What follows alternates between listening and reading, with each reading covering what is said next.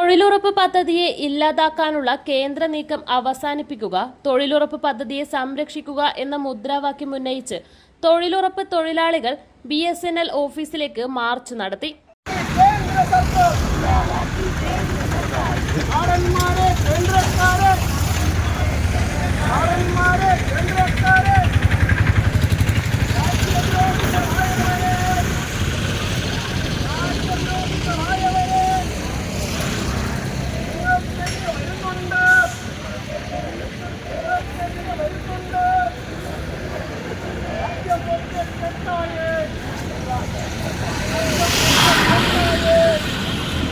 CPM area secretary P. Sasidharan ഉദ്ഘാടനം ചെയ്തു.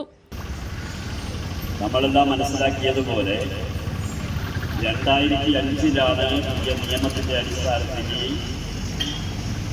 തൊഴിലുറപ്പ് പദ്ധതി എന്നുള്ള നിലയ്ക്ക് ഇന്ത്യ രാജ്യത്ത് നടപ്പിലാക്കാൻ തീരുമാനിച്ചു. അന്ന് കോൺഗ്രസിന്റെ നേതൃത്വത്തിലുള്ള UPA ഗവൺമെന്റാണ് അധികാരത്തിലുണ്ടായിരുന്നത്. അധികാരം കൈയാളാൻ ആവശ്യമായ രൂപത്തിലുള്ള ഭൂരിപക്ഷം അവർക്കുണ്ടായിരുന്നില്ല. വർഗീയ പാർട്ടിയായ BJPയെ അകറ്റി നിർത്താൻ രാജ്യമൊരു ജനാധിപത്യ പാർട്ടി തന്നെ ഭരിക്കണം എന്നുള്ള നിലയിൽ അന്ന് ഇടതുപക്ഷ പ്രസ്ഥാനത്തിന് ശക്തിയുള്ള കാലം ഇടതുപക്ഷത്തിൻ്റെ കൂടി പിന്തുണയുണ്ടായാൽ രാജ്യത്തെ ഭരണം കൈയാളാൻ കഴിയും എന്ന നില വന്നപ്പോൾ ഇടതുപക്ഷത്തോട് പിന്തുണക്കാൻ ആവശ്യപ്പെട്ടു. പിന്തുണക്കാൻ മാത്രമല്ല, മന്ത്രിസഭയിൽ അംഗമായി നിങ്ങൾ ചേരണം എന്ന ആവശ്യവും ഉന്നയിച്ചു. നിങ്ങൾ ചേരുമെങ്കിൽ 10-15 മന്ത്രിസ്ഥാനം ഞങ്ങൾ തരാൻ തയ്യാറാണ്. അതുകൊണ്ട് ഞങ്ങളോടൊപ്പം ഭരണരംഗത്ത് നിങ്ങൾ കൂടി ഉണ്ടാകണം എന്നാണ് അന്ന് കോൺഗ്രസ് ആവശ്യപ്പെട്ടത്. ഇടതുപക്ഷ പ്രസ്ഥാനത്തെ അതിന് നേതൃത്വം നൽകുന്ന CPIM അന്ന് പ്രത്യേകിച്ച് അഭിപ്രായം പറഞ്ഞു. ഞങ്ങൾ ഭരണം കൈയാളാൻ നിങ്ങളൊന്നിച്ചില്ല, ഞങ്ങൾക്ക് ഭൂരിപക്ഷം കിട്ടത്തക്ക രൂപത്തിലുള്ള ഭരണ സംവിധാനം വന്നാൽ മാത്രമേ ഞങ്ങൾ ഭരണരംഗത്ത് നിൽക്കൂ.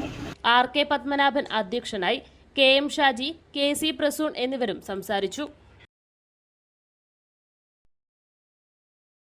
മലയോരത്തിന്റെ മണ്ണിൽ ആതുര ശുശ്രൂഷ രംഗത്ത് സഹകരണ മേഖലയുടെ കയ്യൊപ്പ്.